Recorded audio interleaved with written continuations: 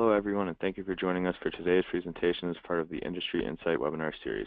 The topic this time is Leveraging the Safety Act, Building an Effective Security Program. Speaking today will be Adam Isles. Adam Isles is the principal at TCG, where he helps clients build security programs. A security expert with more than 20 years of experience, Isles has managed security service engagements for clients in a number of industries, including financial services, utility, transportation, retail, and technology sectors. Projects have included security risk assessments, market entry security assessments, M&A cyber due diligence reviews, security strategy development, organizational reviews, insider threat program development, exercises, senior management training, penetration test risk overlays, and security audits. Prior to joining TCG, Isles worked at Raytheon Company, where he was the Director of Strategy and Policy Consulting for Homeland Security. Previously, Isles served as the Deputy Chief of Staff at the U.S. Department of Homeland Security, where he worked daily with the DHS Secretary to coordinate department-wide operations. Before joining DHS, Isles served at the U.S. Department of Justice, where he started his legal career as a trial attorney in the criminal division in 1997. He holds a JD from Harvard Law School and a Bachelor of Arts in History from Yale University. The presentation today will be followed by a Q&A. Please enter your questions into the question box in the webinar panel on the right side of your screen. All questions will be addressed at the end of the presentation. We are recording this webinar, and we will be sending a video and a follow-up email in a few days. We'll also post the video on our blog at www.lawtechnologytoday.org. Thank you all for joining us. We'll now begin the webinar. Thanks much. And good to talk to you all over this webinar. Fundamentally, the question we get asked a lot by clients is, how do I know if I have an effective security program in place? And so what we'd like to accomplish today really is to go over three learning objectives. The first of which is to understand how to think about changing risks facing modern enterprises. The second of which is to understand the Safety Act and how it applies to security risk management. And the third is to talk a little bit about the Chertoff Group's own approach and how it can help enterprises build and maintain an effective security program. So let's start by talking a little bit about the Safety Act. The Safety Act was passed by Congress in 2002, and its purpose was to foster the development of effective, quote-unquote, anti-terrorism technologies by providing important legal liability protections to manufacturers and sellers of those technologies where the technologies could save lives in a terrorist attack. So to paraphrase the actual statute itself, the protection essentially involves this.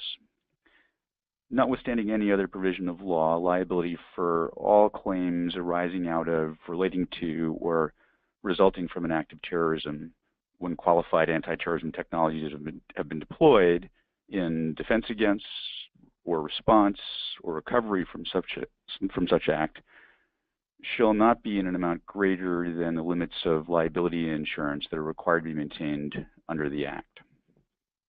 And so it applies in acts of terrorism. And so then the next question is, well, what does an act of terrorism actually look like? And the statute lays out three elements. The first of which is that the act in question is unlawful. The second of which is that it causes harm to a person or property or to an entity in the United States, or if we're talking about an air carrier or a vessel inside or outside the U.S. And third, that it uses weapons, instrumentalities, other methods that are designed or intended to cause mass destruction, injury, or other loss to citizens or institutions of the United States. Now, even though there's a U.S. focus, particularly in the cyber context, our view is that the source of the attack doesn't itself need to be launched from within the United States. It applies the Safety Act protections due to a broad range of quote-unquote technologies. And the important thing here is that it applies both to products, services, and it's been interpreted to apply basically to security programs as well, as we'll talk about in a moment. It also appears to extend to the users of these technologies, to our clients. And so there is in the rule that implements the Safety Act language that basically says an action may not be brought against buyers, contractors, downstream users of the capability in question, the sellers, suppliers, or contractor, or any other person or entity. And so what we've seen since the Act came into effect is over 800 approvals by DHS of security products and services. And those include everything from Bank of America's Critical Infrastructure Protection Program to FireEye cybersecurity product to Southwest Airlines security program, numerous security capabilities provided by Boeing, the National Football League and National Basketball Association security standards and best practices, IBM's QRadar security intelligence platform, Raytheon's security equipment and integration services capability, as well as numerous security programs within the Port Authority of New York and New Jersey for Newark, LaGuardia, World Trade Center, George Washington Bridge, and related infrastructure. Now, what does it actually take to obtain Safety Act approval? There are a number of stringent criteria that include, but are not limited to, demonstrated substantial utility and effectiveness, the availability to be deployed immediately, and the existence of extraordinarily large or unquantifiable third-party liability risk exposure. So let's talk a little bit about what effectiveness actually looks like. And so we'll do it by using an analogy. So what you see on your screen is a map of something called the Maginot Line.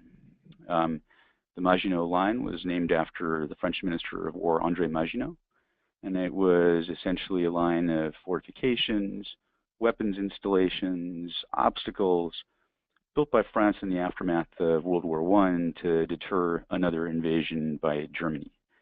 It cost around 3 billion French francs at the time, and it was theoretically impervious to most forms of attack, including aerial bombardment, tanks. It had underground railways, it had air conditioning for troops. The problem was that the French line itself was actually weak near the Ardennes forest, and the Germans figured that out. The Germans reformulated their battle plans after World War I, and they exploited this vulnerability to, starting in May of 1940, rapidly advanced through the Ardennes forest and claimed victory over France in the space of a mere 6 weeks. So what you're seeing on your screen now is the Maginot fortification being admired by German Wehrmacht troops after the capitulation of France.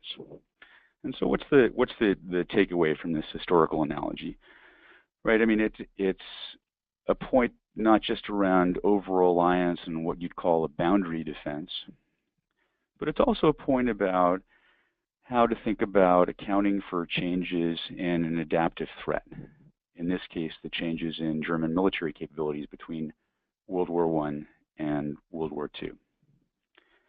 And so recent news headlines demonstrate how security threats have continued to adapt over time, both in terms of objectives and tactics, techniques, and procedures.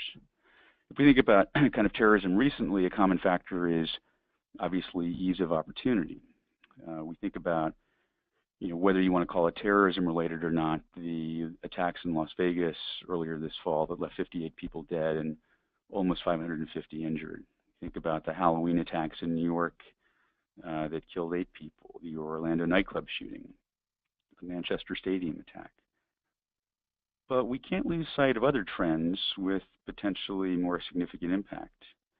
The UN and security agencies in numerous countries have warned about, with the fall of ISIS in Iraq and Syria, the return of numerous foreign fighters to their home countries who now have benefited from training in terrorism-related tactics, techniques, and procedures.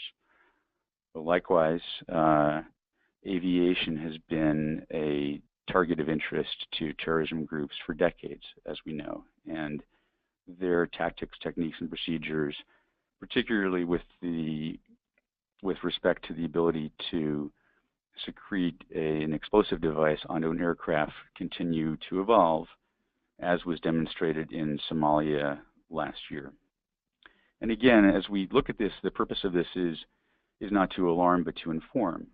The basic idea is that risk elimination is impossible, and that security programs need to reflect an adaptive threat. And this holds true in a cyber context as well.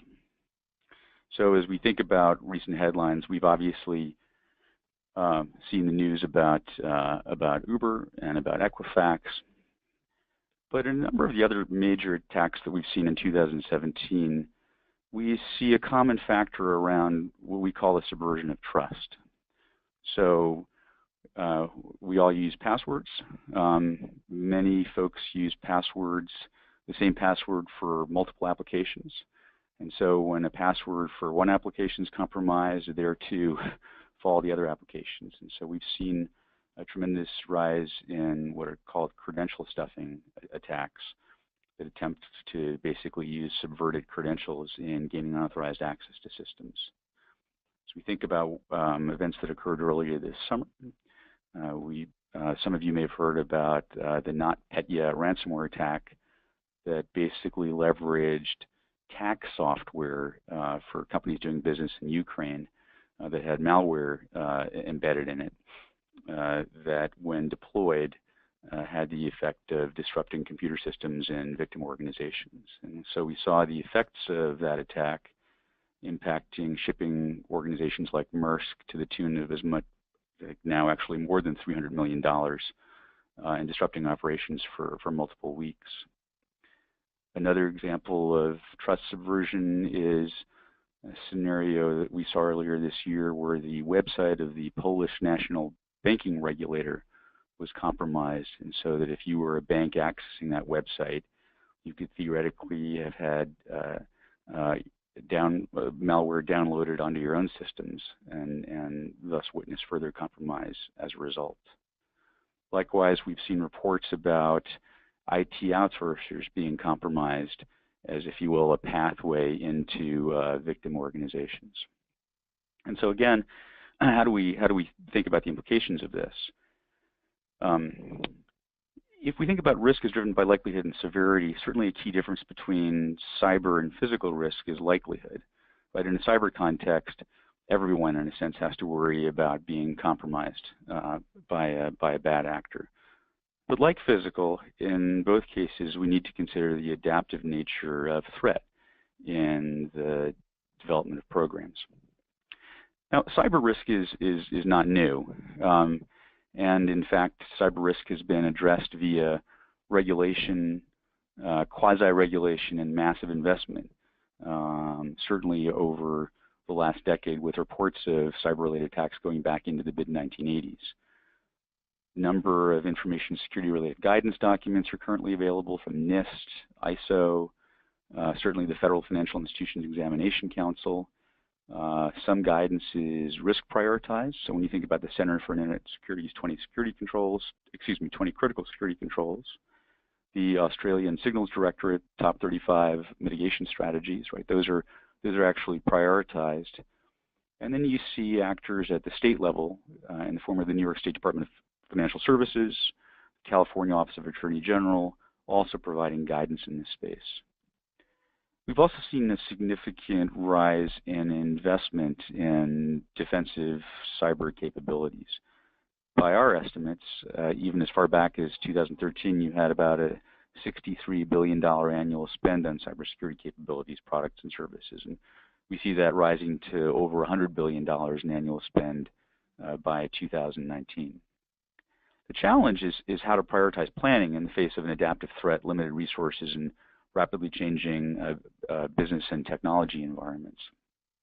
And so we went and took a look at 5 years worth of client experiences and filtered those experiences based on two factors. One is you had an organization that was trying to do the right thing, had the cyber risk had the attention of senior management, capabilities were being built. But notwithstanding that, the organization had experienced some significant event, a PCI breach, a ransomware attack, exfiltration of very sensitive data, very significant pen test findings.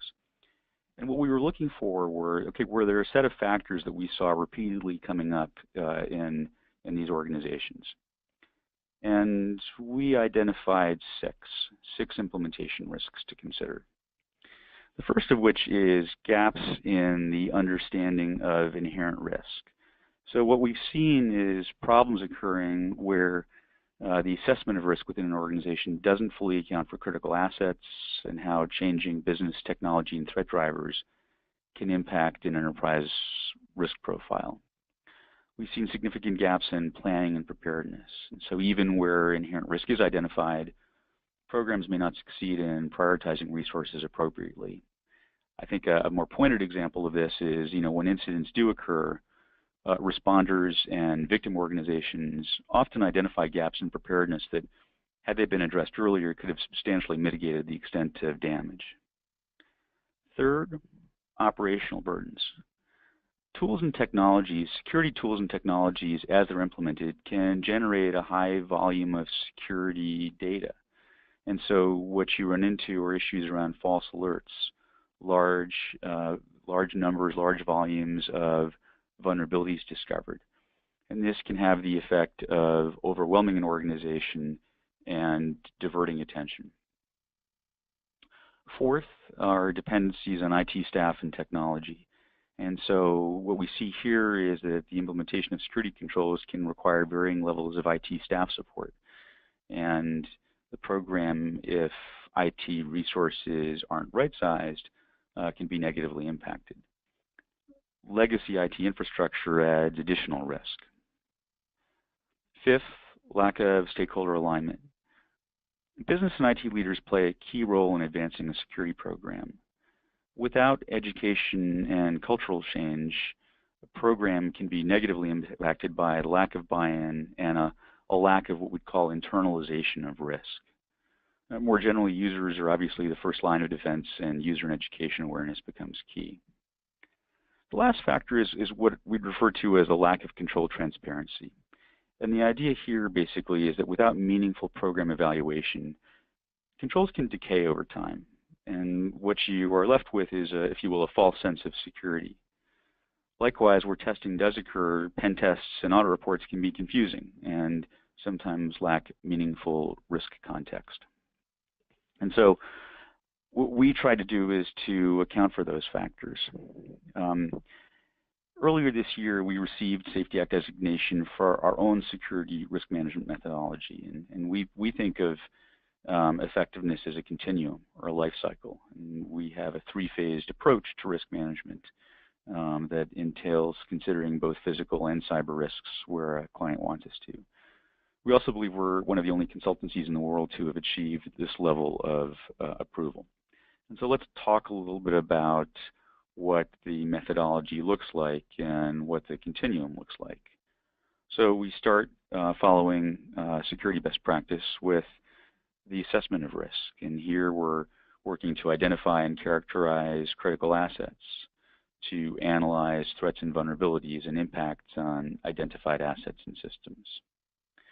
You then move to mitigation of risk, where we're looking at defense in depth.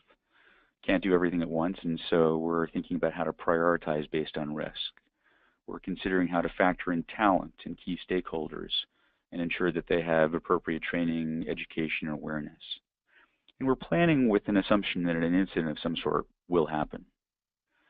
As we think about monitoring risk, here we're thinking about, okay, are the capabilities implemented as fully implemented as we think they are and operating as intended? So how are we building processes to ensure that there are audits, testing, and reporting in place, and those audits, pen tests, and reports are actually risk-based? Where we can, we're looking for automation opportunities, and we're enhancing understanding through exercises and simulations. Fundamentally, as we think about core security principles, we're looking for programs that are risk-based, as intuitive as possible, and trusted. And so how does the Safety Act help in this context? We think it helps in at least three ways. First of which is it helps answer the question, do you have an effective security program in place? And if not, what are the key steps that you need to take to get there?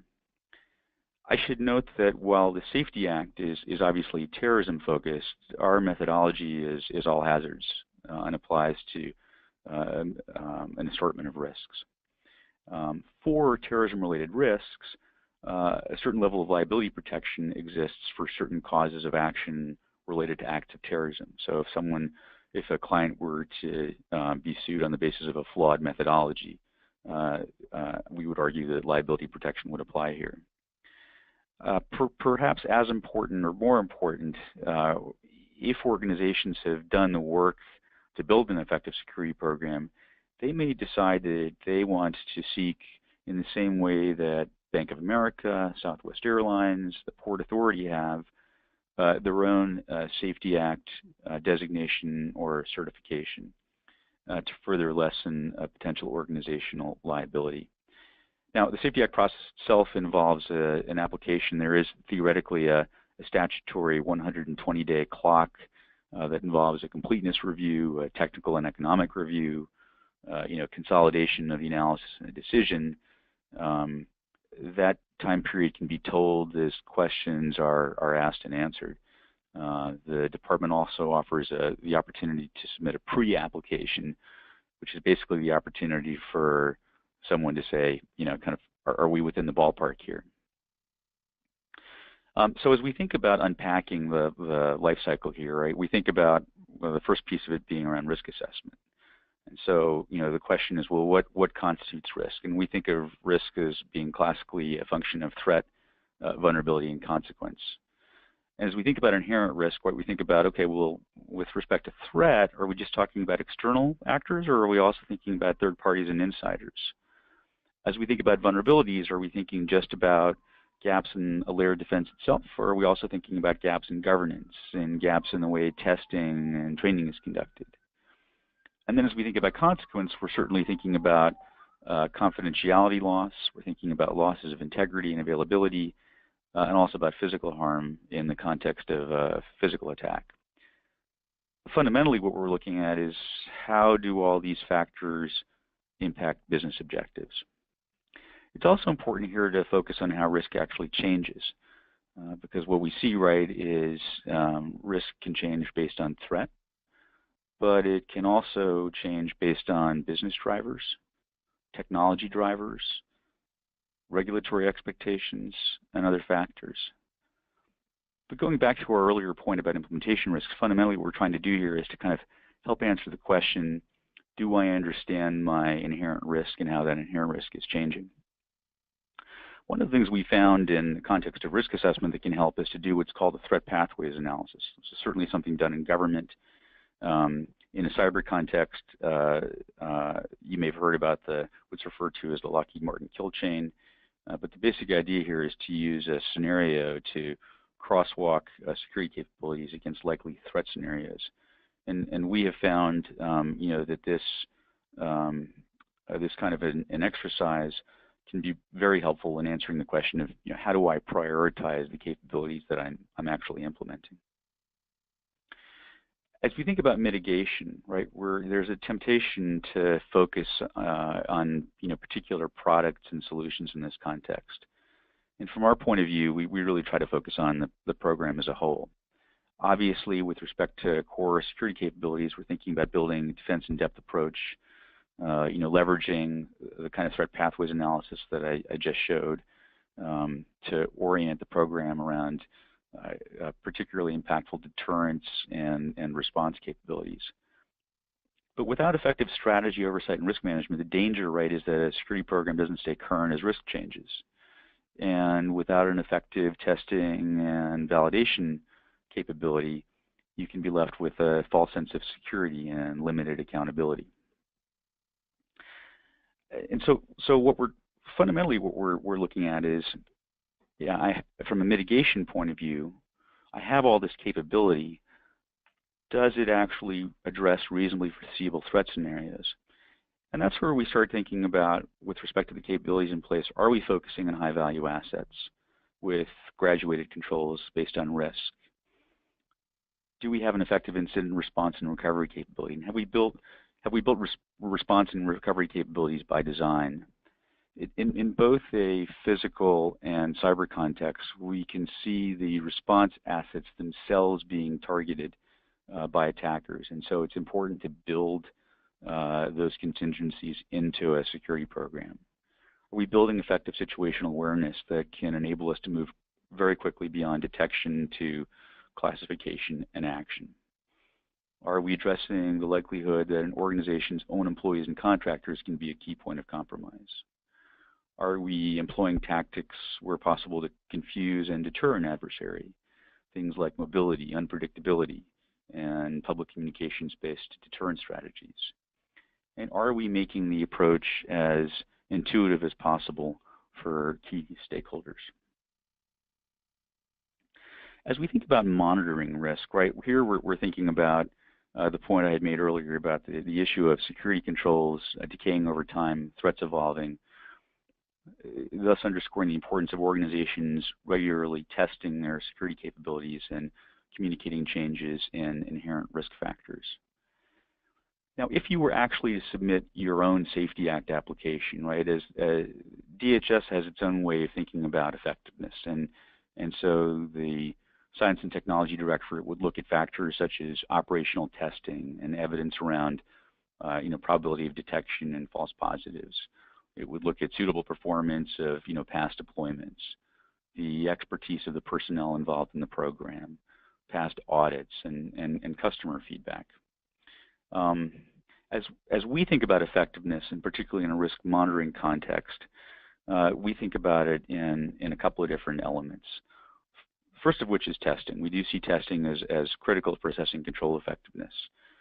As I mentioned earlier, the findings aren't always intuitive, and so what we try to do is to kind of contextualize a pen test or an audit, both for operators and for senior leadership, into why was the test important, what did it find, and what did it actually mean in terms of security risk exposure.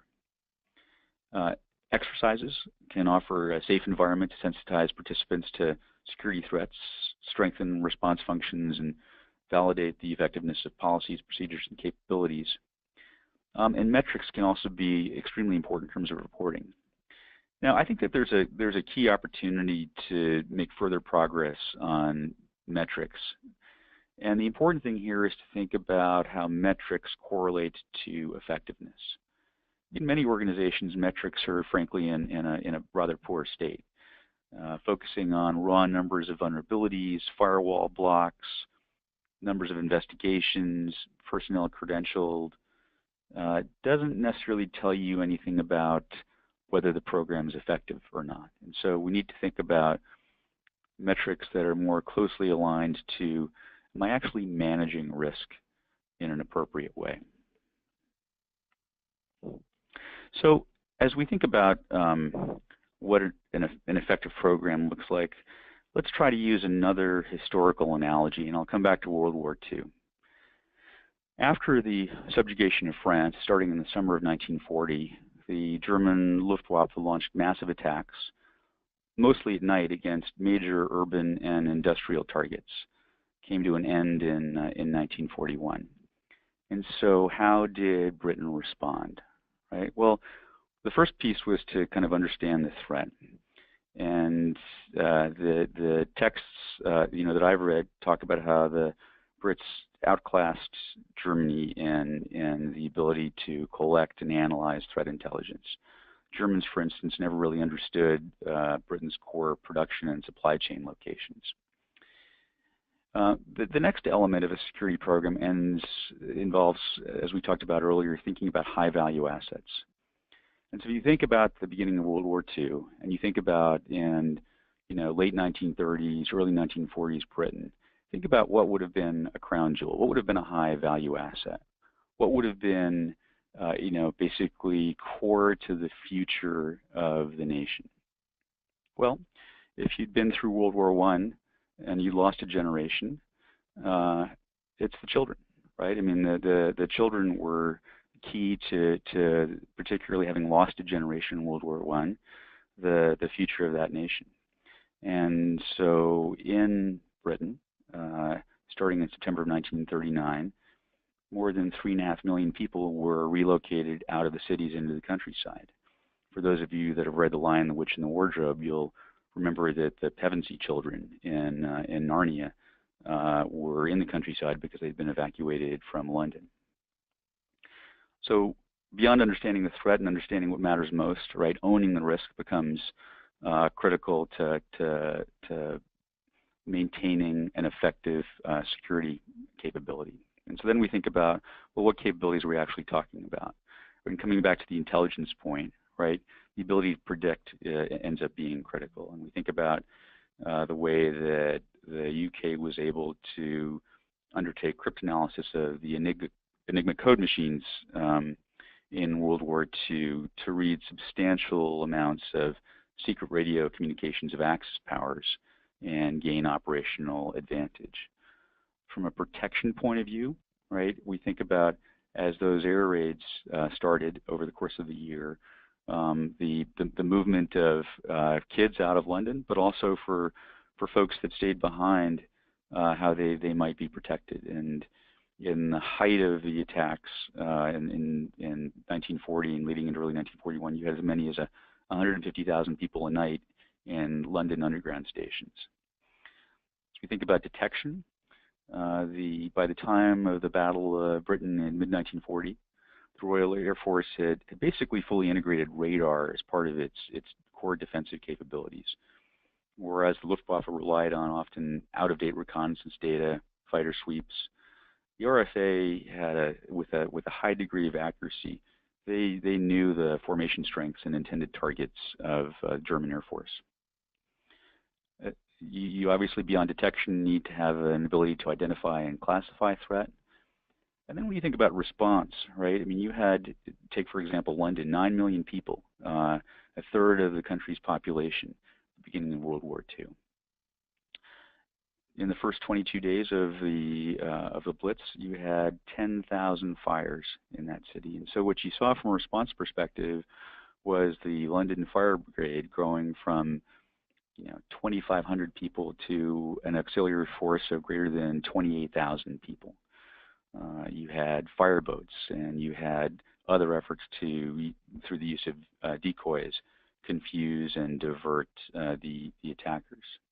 But so beyond core capabilities around predict, protect, detect, identify, classify, and respond, then you have, from a risk monitoring perspective and from a kind of an action perspective, issues around evaluating performance, revising and updating the program, and building partnerships. And indeed, by 1941, the UK had liquidated so many assets that it was basically running out of cash. And so the United States, President Roosevelt eventually came up with the idea of Lend-Lease to get badly needed supplies to the UK and other allies. And in fact, as we think about other allies, it's by 1945, I think nearly a third of the truck strength of the Soviet Red Army was actually US built. And so what are the takeaways from this more broadly, right? Risk elimination is impossible. The threat will continue to adapt. And really the question is our ability as a society to adapt to change. Effectiveness is not about eliminating risk, right? It's also the case that overweighting on prevention can lead to a false sense of security. And really what we're trying to accomplish is to be able to maintain resiliency in the face of changing risks. So at the Chertoff Group, we believe we're, for a number of reasons, uniquely positioned to help clients manage security risk. We work across a number of sectors. We've anchored on the life cycle of assess, mitigate, and monitor. We feel like we're fairly unique in terms of the DHS approval we have. Because we also work with vendors and policymakers, we feel like we've got a fairly broad view on the way risk is changing. And we feel like we have a pretty unique team comprised of former security agency heads who know how to communicate risk, manage events, and challenge organizations. We've got a bench of certified security professionals. I have a CISSP. I've got colleagues with CPPs and other certifications. And we draw on a further network of global security advisors and technical partners.